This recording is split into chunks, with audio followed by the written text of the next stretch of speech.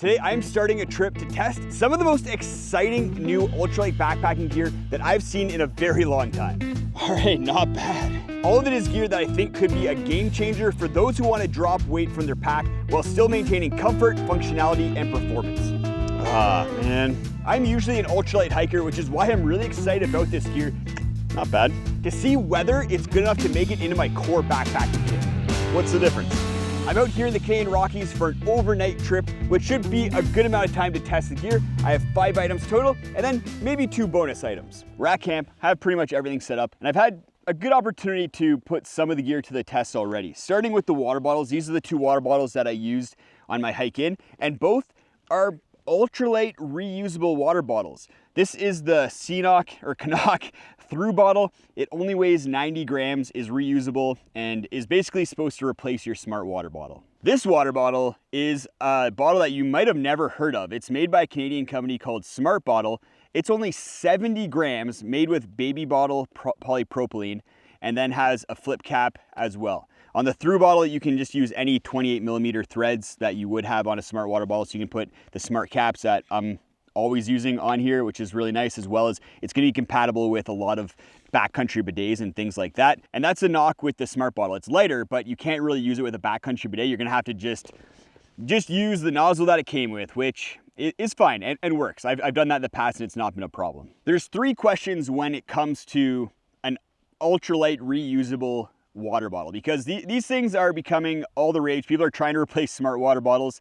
And the first one is, how durable are they? Because they have to be fairly durable in order to replace a smart water bottle, because those things will last years. And I'd say that the Canuck through bottle is quite durable. It feels like it's made with a really good plastic. There's no kind of moving parts that are gonna break. Whereas the smart bottle doesn't feel quite as durable. That's probably where it's getting a lot of its weight savings. And then the cap is just garbage. I've only used it this one trip and it's already starting to snap the top from the main lid part here. So this isn't gonna last the trip, and that's kind of disappointing, because if something's gonna be reusable, it can't be breaking on you. The other thing that I was testing these water bottles for is usability. With smart water bottles, something that I actually don't like about them is that when I squish them in order to get water out, they kind of remain in their crinkled state. Whereas with these ones, it's really nice because you take a sip of water and then they kind of bounce back on their own. Especially the through bottle, it does that really nicely. The smart bottle, also really nice. It has a bit of a wider opening, so you actually get a lot of water out of here really quickly, which made rehydration a treat. The third thing is cleaning, because if I'm reusing these, maybe putting electrolytes in them, I want them to be easy to clean.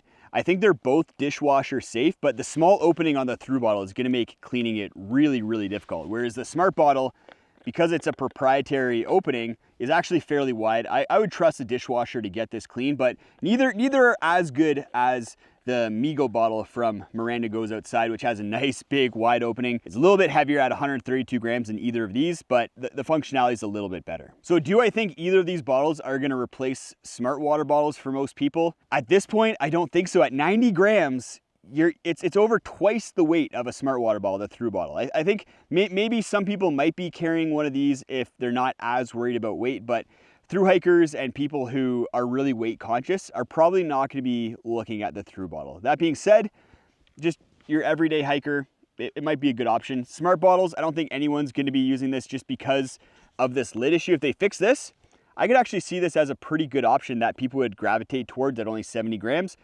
Still a little bit heavy. I think we can get down to about 50, 60 grams for a reusable water bottle. I'm working on it, but both these options as it stands are moving in the right direction, but I don't think are all the way there. Miranda's Migo bottle, also a great option if you don't mind carrying even more weight, but the functionality that you get out of that is phenomenal. I was very impressed by it.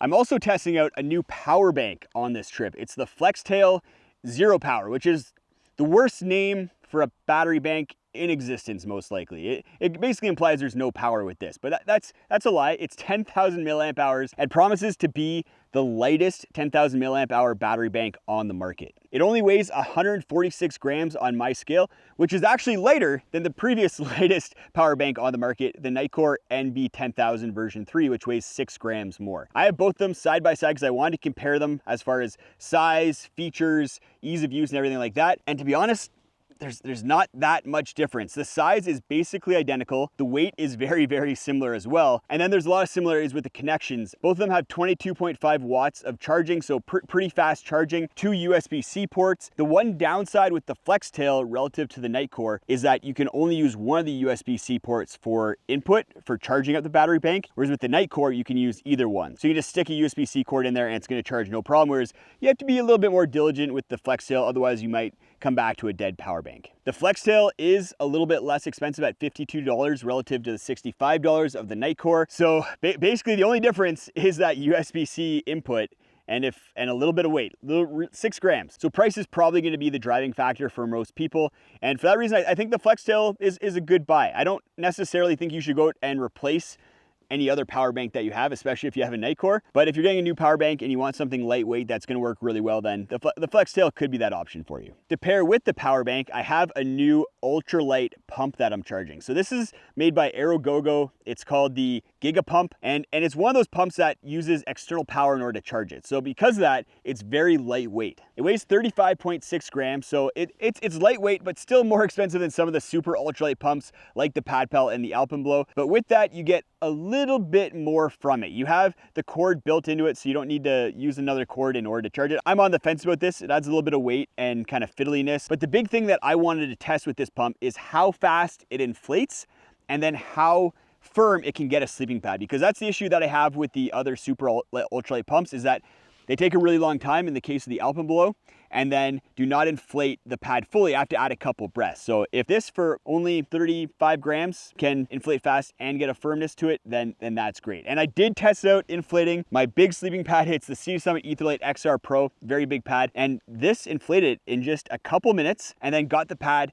nice and firm. I didn't have to add any breaths, which I was surprised about. I thought maybe I'd have to add one breath, but with this pump, it inflated no problem. Overall, pretty surprised by this. I didn't think I was gonna like the pump, but it works really well. I love that it's fast and gets the pads nice and firm. The kind of elephant in the room is that it's $78, so it's insanely expensive. Hopefully they can bring that price down to like $40, $30 maybe, and then I'd say it's an instant buy at that price, but at $78, it's hard to recommend this, even with how effective it is. The final set of items that I'm testing on this trip have to do with my cook system, so I'm gonna have dinner and we'll take a look at those. It's time for dinner, and I have actually 3 ultralight items I'm gonna talk about as we go through dinner. One kind of main one that I'm testing on this trip, and then a couple bonus ones. The first bonus one, it's a bonus because you can't actually buy it. It's the 9-liter Atotech bear bag. You might be able to pick it up at geartrade.ca still, but they kind of discontinued them just because they're focusing on the 14-liter and 20-liter. But it's quite a bit lighter, not significantly lighter, but it's 154 grams for the 9-liter versus 197 grams for the 14-liter. So you save a little bit of weight as well as just bulk. It just packs down a little bit smaller inside your pack, and that's what I like about it. Still has all the benefits of being rodent-proof, waterproof, and bear-resistant.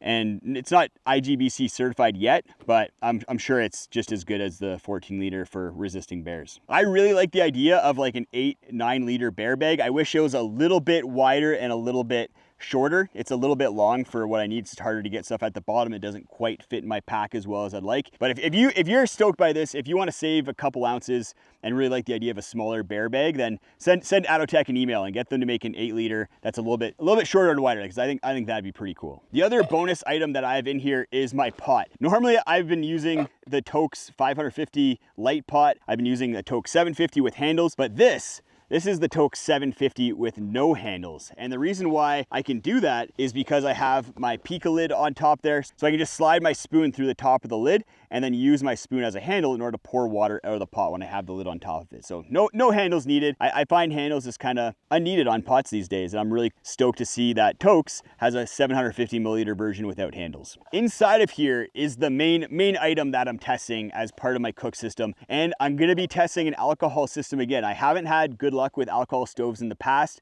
but this one's promising. And the reason for that is that it comes with a windscreen built in. It has an actual stove system that seems like it's going to work really well. The issue I've had with alcohol stoves in the past is that they just didn't boil water quickly, and part of that was because of the windscreen and just the entire system. The X-Boil alcohol stove system claims to be light, effective, and compact, and I'd say light and compact. Definitely it's the lightest potentially effective stove system that I've come across at 43.5 grams for the entire system. You also have a little bit of alcohol, which is nice because you can kind of just take as much as you need. You don't need to bring an entire canister, and that really decreases weight of the system. The big test for this is how long does it take to boil, and does it get water to boil? Because with my last alcohol stove test, the water just never boiled, and I sat there for about 30 minutes. So this I'm hoping about 5 to 8 minutes for this. That's what I've heard other people achieve in the past, and we'll see how long it takes. So the way this system works, and the reason it's called the X-Boil, is you have the windscreen, you put the stove in the middle of it. I'll add some fuel, take the cap off, and then light it. And you slide metal rods through in an X shape in order to then support your pot. The meal that I have only needs 187 milliliters of water, so that's not a lot. And I put 200 milliliters in the pot, so it shouldn't. This stove system should 100% be able to boil 200 milliliters of water pretty quickly. So there's a little sponge in there. You pour in the alcohol, the sponge absorbs it all, and then you should be able to just light it up. So it looks like the flame's going pretty good. I'm gonna put the pot on. We'll start the stopwatch that I have on my watch here right after, and let's see how long this takes to boil. My guess is 2.5 minutes. So it's been 4 minutes and 23 seconds. We have a boil right now. So pour it into the meal, and then I guess we just let the alcohol stove burn itself out. I think that's one of the things that is kind of a pain, is you just have to let it keep going until it's completely gone. But there were a couple things that were really interesting with this. Overall, I'm pretty happy with the stove system, because the two things I was testing were the boil speed, but I was also wanting to test how easy of a system it was to set up, because sometimes alcohol stoves can get a little bit finicky in their setups in order to be effective, or they just don't work at all. And I found this system to be pretty easy to set up. It's stored inside of my pot really nicely, and then boiled 200 milliliters of water in about 4.5 minutes. You could probably double that for 500 milliliters of water, so maybe 8-9 minutes, which isn't that long in the grand scheme of things, but might be a little bit frustrating if you're really hungry and just want to eat. The big thing I noticed as it was running is that it's so quiet, and that's really nice when you're just in the middle of the backcountry, just enjoying it. Not having that hiss of a canister stove is a really nice side benefit. That was an interesting test of some ultralight gear. I wasn't really blown away or like really upset with any of the gear. All of it functioned decently, maybe other than the smart bottle that failed. So that's just don't even look at that. But all the items pretty good. None of them are ones that I'm like really excited about. Other than maybe the pump. The price tag is definitely a downside, but I got it for free, so I'm excited to use this on most of my trips going forward. It's probably going to be my go-to pump, as well as the two kind of optional items that I threw in my pack last minute to try out, the Atatech 9-liter bag and then the Toke 750 with no handles.